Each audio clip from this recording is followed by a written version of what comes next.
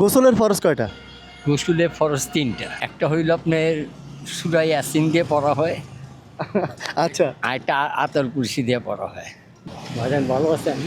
জানেন আপনার কথা আমি অনেক মনে করতেছি যে ইয়া রব্বির আলামিন যদি বাঁচানের লগে দেখা হইতো আল্লাহ, কত ভালোই চল্লা। অনেকবার আসছিলাম পাই নাই, আপনি মনে হয় আটকা আসেন, হ্যাঁ, একটু হ্যাঁ। ফোনও দিলেন না আমারে। অনেক ব্যস্ত আছি ভাই।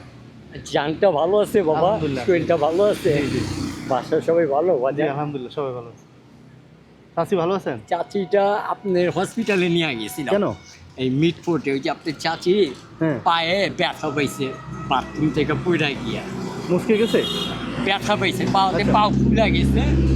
পরে একজন 1,000 টাকা দিছে ওই এলাকারই, আচ্ছা, কয় আপনি চাচিরে ওষুধ ডাক্তার দেখান। পরে ওষুধপত্র আনলাম, আল্লাহর রহমতে একটু ভালো আছে, সুস্থ আছে বাজা। আচ্ছা। আল্লাহ আপনি জানটা ভালো রাখুক, সুস্থ রাখুক। আচ্ছা, বাবা। আপনাকে প্রশ্ন করবো, আসছেন যেহেতু। বলেন বাবা। গোসলের ফরজ কয়টা? গোসলের ফরজ তিনটা। বলেন তো।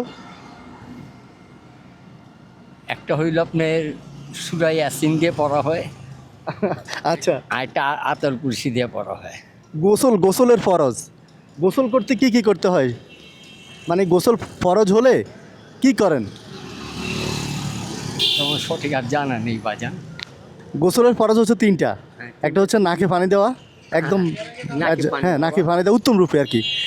গড়গড়া সহিত কুলি করা, কুলি। আর শরীরটা উত্তম রূপে ধৌত করা। বুঝছেন? এইটা হচ্ছে। আচ্ছা, আর পবিত্র কোরআনে সূরার সংখ্যা কয়টি?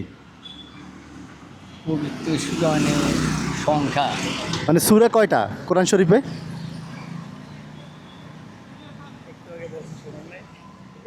পারেন না? 114টা। আচ্ছা, উনি কোথায় যাবে? বেশি দিক যাবে না, সামনে যাবে। আচ্ছা, নামে দিয়ে আসেন, আমরা আছি, এখানে আছি। দেখেন। আচ্ছা, আচ্ছা।